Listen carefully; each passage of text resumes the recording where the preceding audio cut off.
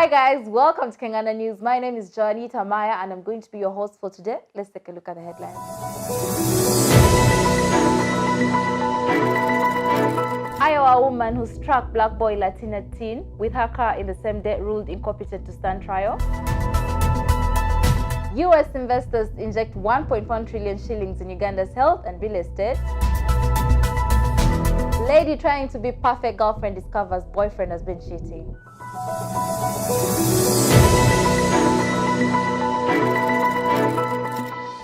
And now let's have my co-host Oshedu take us through our first story. So we're gonna go all the way to Des Moines, Iowa with it.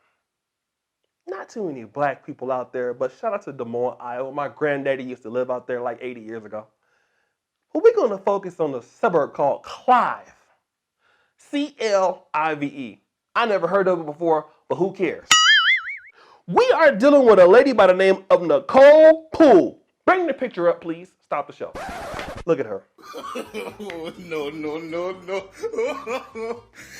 She looked like a smoked out crackhead version of Ric Flair.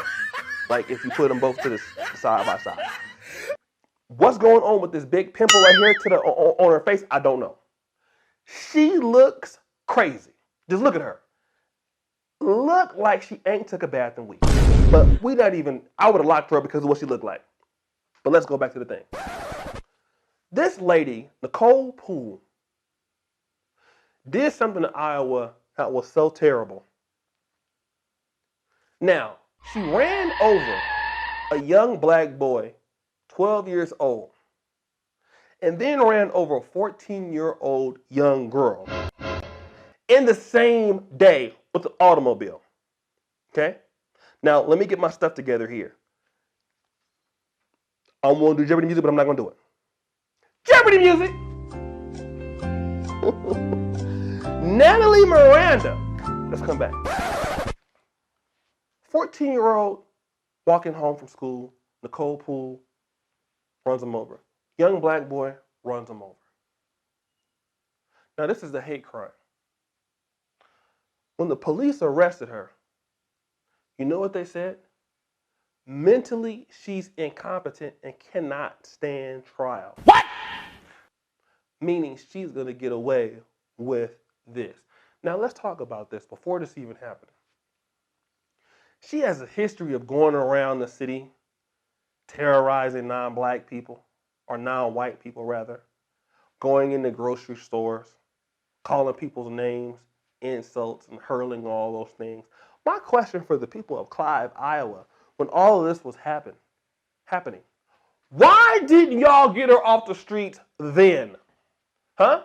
Why didn't you get her off the streets then? Because you do have psychiatric hospitals. You do have places where you can lock people up that are dangerous to themselves or to society. But see, here's the situation.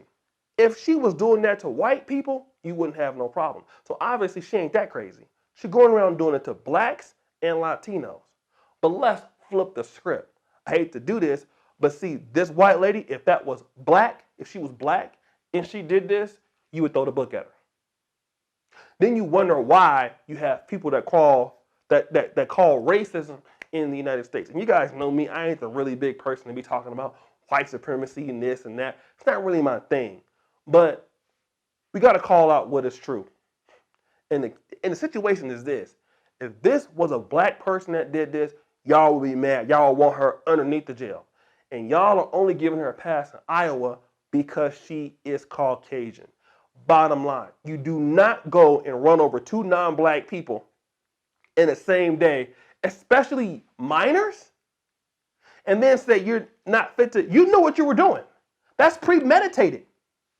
You know that when you're going around bothering non-blacks, you're doing it because it's premeditated. And now you want somebody to believe you? I'm sorry, I just came by that. But what we're going to do now, I'm already mad. Let's go to Jonita and finish the segment. Thank you so much, Oshe. That was insightful. And now to our other story. A group of African American investors has offered to invest up to $300 million in the health and real estate sectors in Uganda. Basically, this group is a delegation from the US. The 13 members headed by Mark Anthony Hernandez And he said the reason why he wanted to invest in Uganda was because Ugandans are friendly and the entrepreneurship spirit in each Ugandan. And I think that's so true, because if you know Ugandans, you know they do love to make money. You know we actually love to make money, and I think that's such a great idea to come and invest back in Uganda in particular. There are a delegation of African Americans from California interested in bringing back Black Americans' dollars back to Africa, he said. As you know, that there were Africans before there were anything, so why not bring back those dollars and invest in their own people? I think that's such a great idea. For the health sector, they want to specialize in neurosurgery, and I think that's such a good thing to do, because we have so many medical students from Makerere who are released each year, and they go out there and there are no jobs. And I think these investors are going to come up with something so big that's going to provide for the youth that make up this country. And on real estate, Kenganda said they came with real estate investors and they're looking at investing in commercial and residential real estate. As you all know, we still have slums in Uganda, we still have slums in Kampala. And I think this is such a great idea, because they can come with the ideas and actually provide affordable residential areas to the population of Uganda. And that is amazing. He thanked the President, Museveni, and the State Minister of Investment, Evelyn Anite, and Isaac Kigozi for the good working relationship with investors. Mr. Isaac Kigozi did mention, he's the president for East African Partners. He did mention that they were expecting nothing from the government. You know, usually when investors come to Uganda, they expect the government to give them free land, because, well, they're coming to invest, but they want the government to work hand in hand with them. But these particular investors don't want anything from the government. They say the government has done enough, opening up doors to them, and are now looking at what they can do for the government and the people of Uganda. Mr. Kigozi also expressed optimism that the planned investment will not only fetch Ugandan jobs, but also contribute highly to Uganda's economic growth and development. As a Ugandan, we all know the rate of unemployment has risen, because there's so many students leaving campus, there's so many youth leaving campus to go and pursue jobs in the market, in the job market. And we all know how hard it is to get a job. We all know how much money you actually invest in to get a job. And I think this would be a great idea for them to come up. According to the Ugandan Investment Authority, foreign investors enjoy a 10-year tax holiday, among other incentives, such as 100% profit repatriation and free land for investment.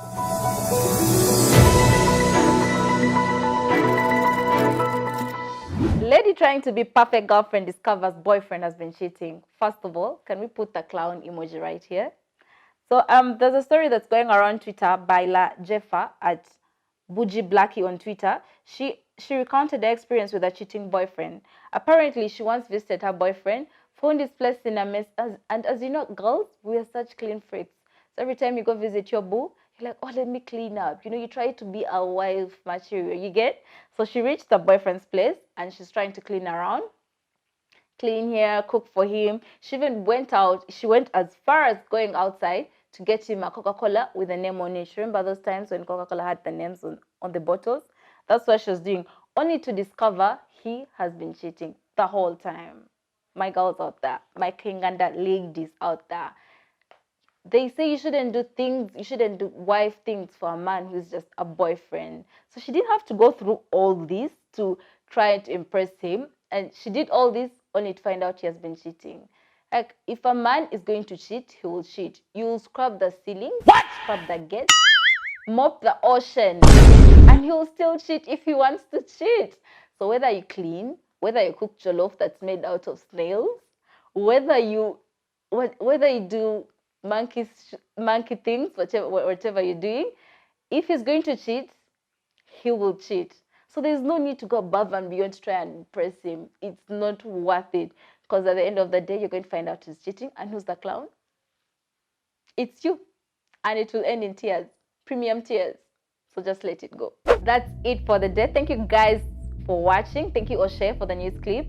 Guys, don't forget to subscribe to Kenganda. While you're doing that, hit the bell for notifications and get back to us in the comment section. We want to hear what you guys have to say. Follow Kenganda on Instagram. I am your host, Janita. Till next time.